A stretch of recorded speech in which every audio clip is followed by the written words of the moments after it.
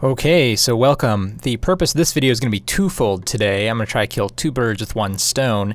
The first bird being we're going to learn about LFOs, and the second bird is we're actually going to synthesize our own organ sound. And I think LFOs make a nice pairing with organ sounds because a lot of times we'll have organs that have slight fluctuations in pitch or a slight panning if they're going through like a Leslie speaker, and we can use an LFO to address those things pretty quickly. So I've actually already pre-programmed a little, just, very quick little organ kind of line here. Here's it being played through a sine wave.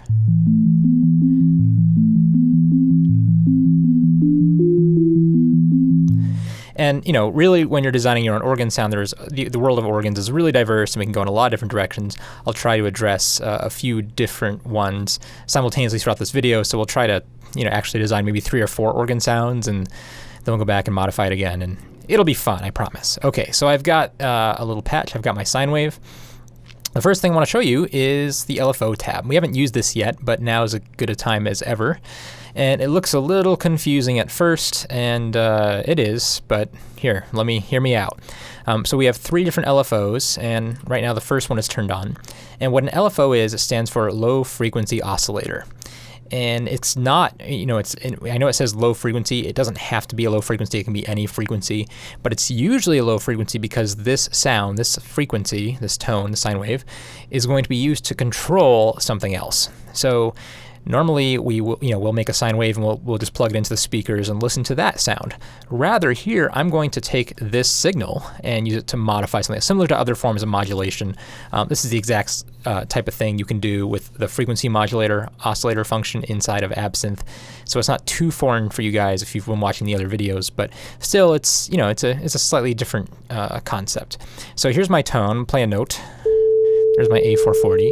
And right now I have this sine wave going at once a second, and it's not being applied to anything. That's what all these zeros are for. I'm going to take this once a second sine wave and use it to modify the pitch.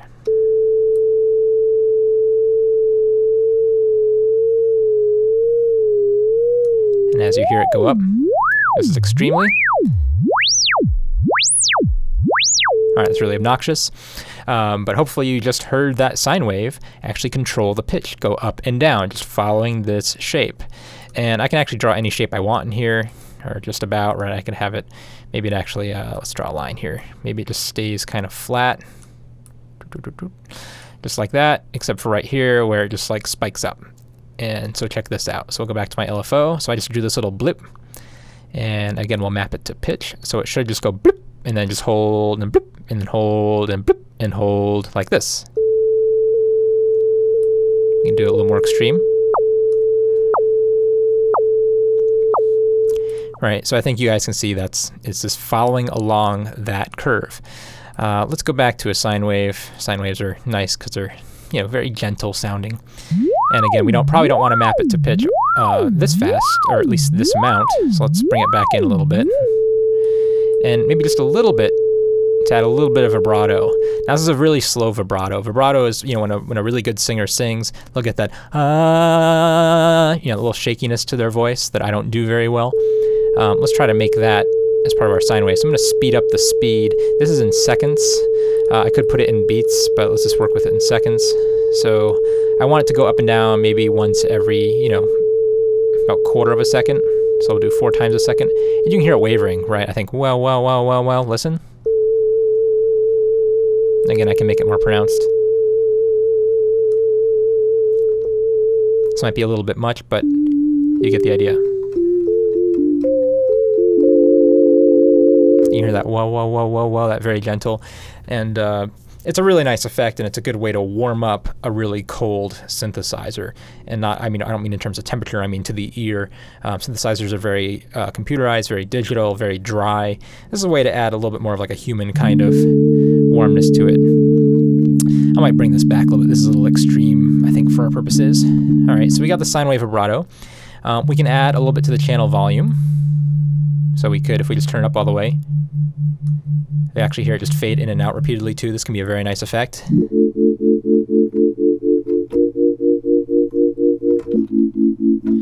And you don't have to do it at 100% either. I might just actually do just a little bit. Again, I want my organ sound to waver just a little bit. It's pretty nice. We could also use the same LFO on panning. So listen to this. If you have a pair of headphones, you'll hear this much more pronounced. Or make sure you have two speakers that are separated with a little bit of distance in between them.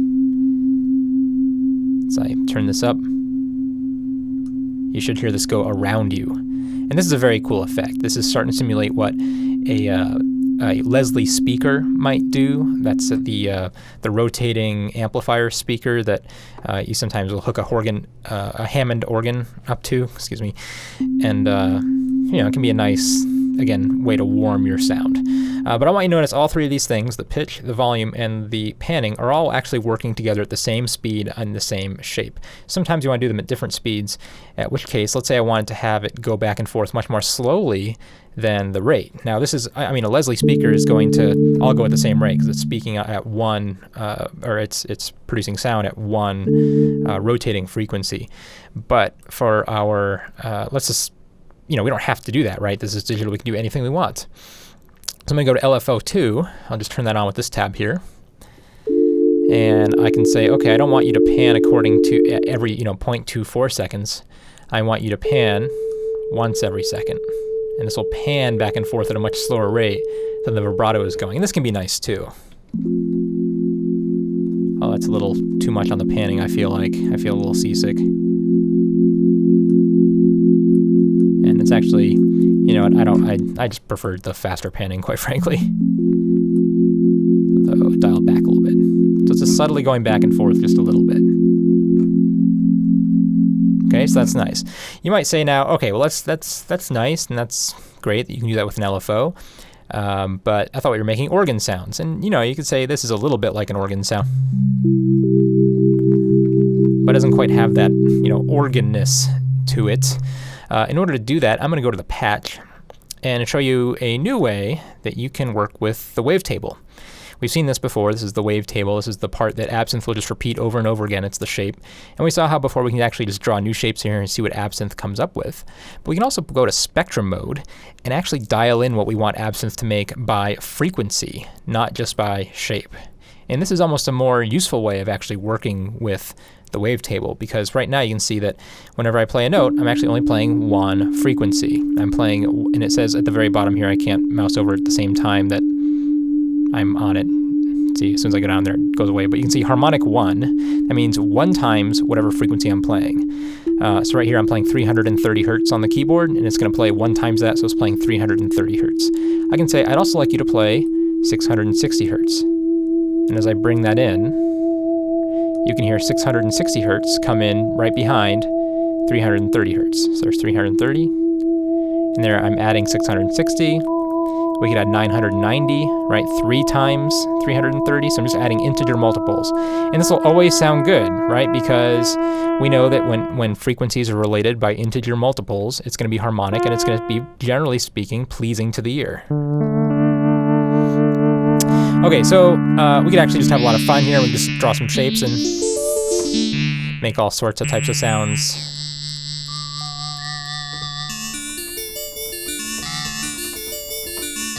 Right, you can hear all that nice LFO stuff even more clearly with all these overtones.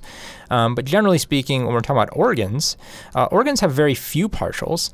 The partials they tend to have, and when I say partial, I mean harmonic numbers, tend to be even multiples. Or at least the even multiples are more pronounced than the odd ones. Even ones generally sound more pure, more clean. Odd numbers, and especially things like prime number multiples, will sound, we'll say, more colorful. Here, let's just give you an idea of the difference. So here's a sine wave. Let's add just a whole bunch of prime numbers. So we got 3, we got 7, we got 11, we got 13. So we can say that's a pretty colorful sound, especially since I added these one at a time. Let's turn all these down, and let's add in something like 4, and 8, and 12, and 16. This is very sparkly, very clean. So this is sort of the difference I'm talking about, although organs will certainly use both. But I think the common idea for a lot of good organ sounds is that they're sparse. They don't have all of these multiples, right? You won't see an organ sound that's generally just all of these. Here, you can hear what this sounds like, right? I guess there are some buzzier electric organs that do sound like that, but that's besides the point. Let's try adding, let's try some 6 in there. And how about, we can try some 12, maybe 18. Might be a little bit too high. Get a little bit of, and the height of these is the amplitude. So for some of these, I'm gonna drop them in a little bit lower.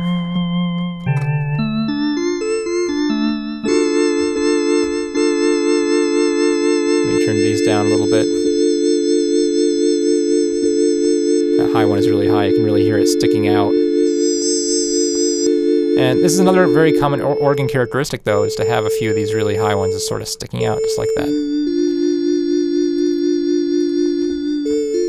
It's a little bright. Maybe we'll add a filter just to make sure it doesn't get too bright up there.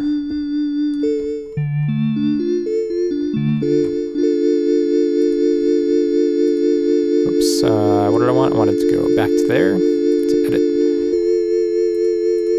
And I should have played with these numbers a little bit more before I started shooting this video to find some nice combinations. Let's turn these down a little bit more.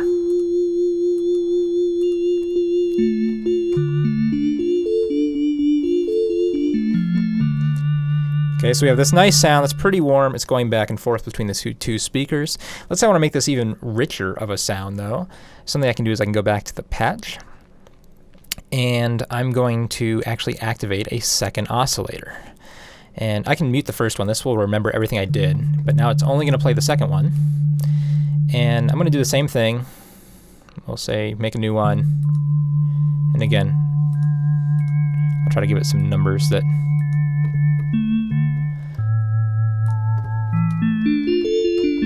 will be a little bit different.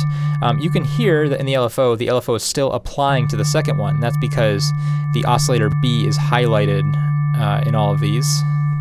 Actually, this is overall panning. I'll leave the overall panning alone. Actually, let's turn it down just so you can hear. So it's just a very flat tone. So I'll put that back in. But here now, again, actually I'm going to turn off the panning so it's easier to hear. I'm going to turn off the A oscillator here, and I can give oscillator B a different value for its pitch, its speed, as well as its volume. And again, we can pan the whole thing. So just going back and turning A on. So I have these two different sounds. Actually doing having two different harmonic spectrums, right? Two different versions of this, plus having two different LFO settings, right? So they're all each going to be wobbling, so to speak, in their own space a little bit more, just uniquely or individually. And here's da creme de la creme. I'm going to put Absynth in stereo mode by clicking this button down here. And I'm going to pan one of these left, and pan one of these right. And now, I'm basically isolating this part more in the left-hand channel and this part mostly in the right-hand channel, and we're panning actually between the two of them. We're sort of cross-fading back and forth. And this can be a very nice, kind of warm, very full, pure, this one's kind of tinkly, I think, sounding kind of sound.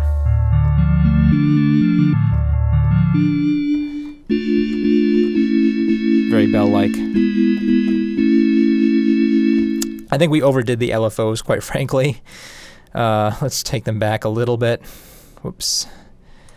Again, I want to just introduce you to LFOs with some common examples, and I think we overdid it.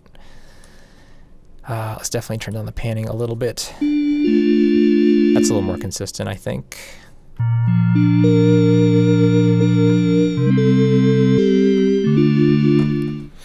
Yeah, so there you go. So anyway, your introduction to LFOs. LFO stands for low frequency oscillator.